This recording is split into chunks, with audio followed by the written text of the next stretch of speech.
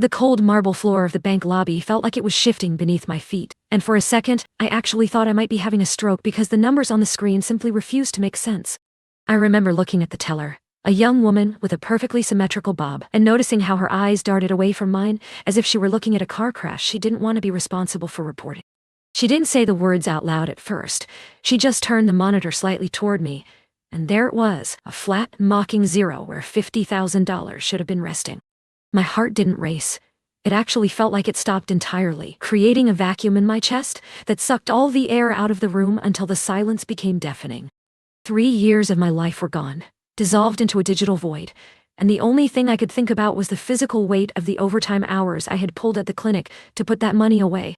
Every double shift, every missed holiday, every cent I had saved instead of buying a coffee or a new pair of shoes was represented in that balance, and now it was just a ghost. I asked her to check again, my voice sounding like it belonged to someone else, someone much older and much more tired, but she just shook her head and whispered that the withdrawal had been authorized. When she told me the name of the person who had walked into a branch 3 towns over and emptied the account, the world didn't explode, it just went very, very quiet. It was Diane, my future mother-in-law, a woman who had spent the last 2 years criticizing my choice of centerpieces and telling me that silk flowers were more practical than peonies. I didn't understand how she could have touched it, since my fiancé Mark and I were the only ones on the account. But then the teller mentioned a name I recognized. Diane's sister, Sarah, worked at that branch as a senior manager, and apparently, family loyalty at that bank was a lot stronger than federal privacy laws or basic human decency. Sarah had bypassed the security protocols as a favor, allowing Diane to drain our future because Diane had decided that her own definition of family was the only one that mattered. I sat in my car in the parking lot for an hour, just staring at the steering wheel, watching the rain start to smear the windshield into a blurry gray mess. My wedding was exactly 14 days away. The dress was hanging in my closet, the invitations had all been sent, and the vendors were expecting their final checks by the end of business today. I felt a strange, detached sense of curiosity about how a person could be so brazenly cruel, how a mother could look at her son's impending happiness and decide it was a currency she was entitled to spend. But the most terrifying thought, the one that kept clawing at the back of my mind, was whether Mark knew or if he was just as much a victim of his mother's insanity as I was. When I finally drove home, my hands were shaking so hard I could barely keep the car in the lane, and every red light felt like a personal insult from the universe. I walked through the front door and found Mark sitting on the sofa, scrolling through his phone, looking so incredibly normal that I felt a surge of irrational anger. I didn't even take off my coat before I threw the bank statement on the coffee table, watching the way his face went from confused to pale in the span of 3 seconds. He didn't ask what happened, he didn't look surprised by the zero, he just closed his eyes and let out a long, shaky breath that told me everything I needed to know. He knew his mother was capable of this, even if he hadn't known the exact moment she would strike. He started talking, the words tumbling out in a frantic, desperate stream, telling me that his younger brother, Leo, had gotten into deep trouble again with some people he shouldn't have been involved with. Leo was the golden child, the one who never held a job for more than a month, but always had the newest sneakers and a trail of excuses that his mother swallowed like gospel. Apparently, Leah's gambling debts had reached a point where people were showing up at Diane's house, and in her mind, our wedding fund wasn't a savings account, it was a bailout fund. Mark tried to tell me that she thought we would understand, that she even bought Leo a new truck so he could finally get a job in construction and pay us back, as if a deadbeat's promise was worth $50,000. I listened to him justify his mother's theft, hearing the way he used the word we, as if I had been a consultant in the destruction of my own dreams. He told me that Diane said we could just have a backyard barbecue instead, that a big wedding was just vanity anyway, and that family helps family no matter what the cost. The betrayal wasn't just in the money, it was in the way Mark was looking at me, expecting me to be the bigger person while his mother stripped my life down to the studs.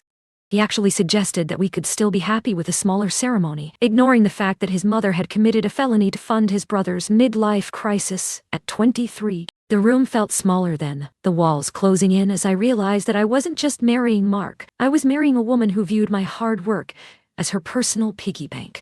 I asked him if he was going to call the police, if he was going to help me file a report against his aunt and his mother, and the look of pure horror on his face gave me my answer. He told me he couldn't do that to his own flesh and blood, that it would ruin his mother's life and get his aunt fired, and that I was being cold for even suggesting it. In that moment, the man I had loved for 5 years became a stranger, a sentinel guarding the very people who had just robbed me of my future. I didn't scream. I didn't throw things. I just walked into our bedroom and started pulling my suitcases out from under the bed with a clinical, icy precision.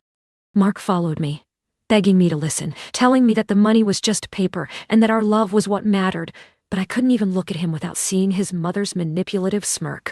I realized that if I stayed, I would be spending the rest of my life watching my bank account for signs of his family's greed. Every time Leo needed a new toy or Diane needed a vacation, I would be the one paying for it, and Mark would be the one telling me to be understanding. As I packed my things, I thought about the peonies I wouldn't have, the dress I would never wear down an aisle, and the $50,000 that was currently being driven around by a kid who had never worked a day in his life. I felt a profound sense of mourning, not for the wedding, but for the person I thought Mark was, and for the life I thought we were building together. I walked past him without a word, my bags heavy in my hands, and as I reached the door, I turned back one last time to see him sitting on the bed we had picked out together. I told him that family does indeed help family, which is why I was going to call my own father, who happens to be a lawyer, and let him handle the rest. The silence that followed was the most honest thing we had shared in months, a heavy, suffocating realization that the wedding was over before it even began. I walked out into the rain, the cold water soaking through my shirt, but for the first time in years, I felt like I could finally breathe. I wasn't just leaving a fiancé, I was escaping a cage that had been built around me, one family favor at a time. The rain hammered against the roof of my car as I sat in a gas station parking lot, the neon sign flickering in the puddles like a broken promise. My phone was vibrating incessantly in the cup holder, Mark's name flashing over and over, but I couldn't bring myself to touch it. Every time the screen lit up, I saw the face of the woman who had sat across from me at Christmas dinner, smiling while she mentally spent my life savings. I thought about the audacity of Sarah, the aunt, sitting behind her mahogany desk at the bank, clicking a few buttons and handed over my sweat and blood to a sister who hadn't earned a dime of it. It wasn't just a withdrawal, it was an extraction of my dignity, sanctioned by the very people who were supposed to be welcoming me into their circle.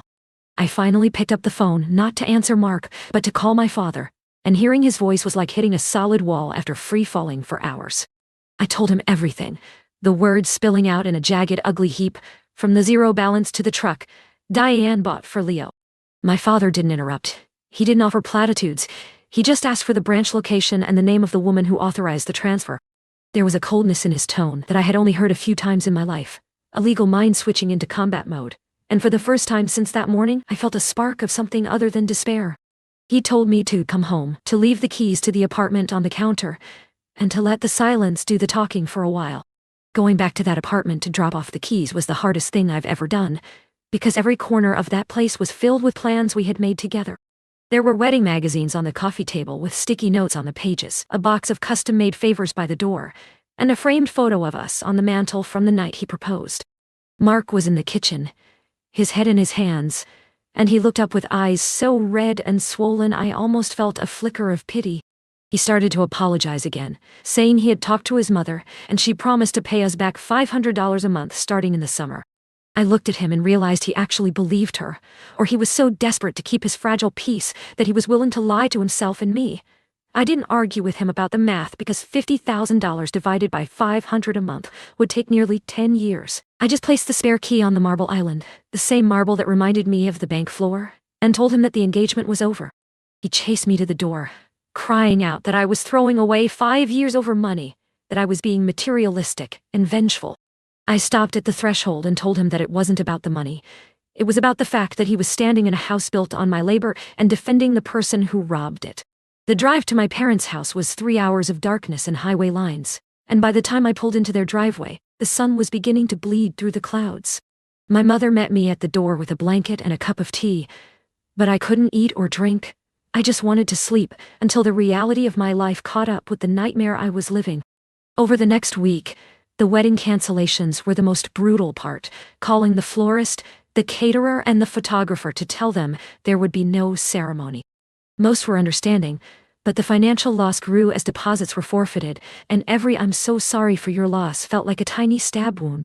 Diane had the nerve to call me 3 days in, her voice sweet and patronizing, telling me I was overreacting, and that Leo really needed that truck for his self-esteem.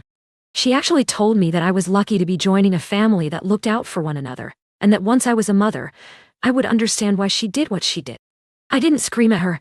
I just told her that my father had already filed a formal complaint with the bank's corporate compliance office and a civil suit against her and her sister. The silence on the other end of the line was the most satisfying sound I had heard in years, followed by a string of insults that proved she never cared about me at all. She called me a gold digger, which was hilarious considering I was the one with the gold, and she was the one who dug it out of my account. I hung up and blocked her number, then blocked Mark's, and then blocked every single person who shared their last name.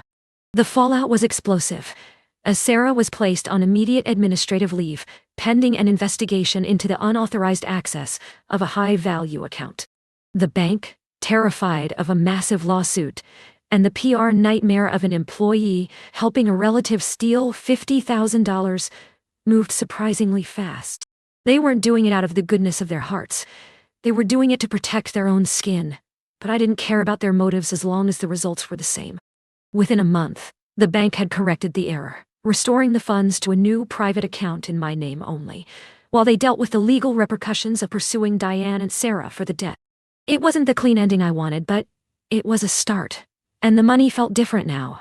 It felt like a heavy weight instead of a dream. I moved to a different city 2 months later, taking a job at a larger hospital where no one knew me as the girl whose wedding blew up in a bank lot. I sold the dress online to a girl who sounded genuinely happy and excited, and I used the money to buy a used car that was reliable and entirely mine. Sometimes I still wake up in the middle of the night and check my banking app, my thumb hovering over the screen, half expecting to see that zero staring back at me again. The trust I lost wasn't just in Mark or his mother. It was in the idea that being a good person and working hard protects you from the predators in your own life.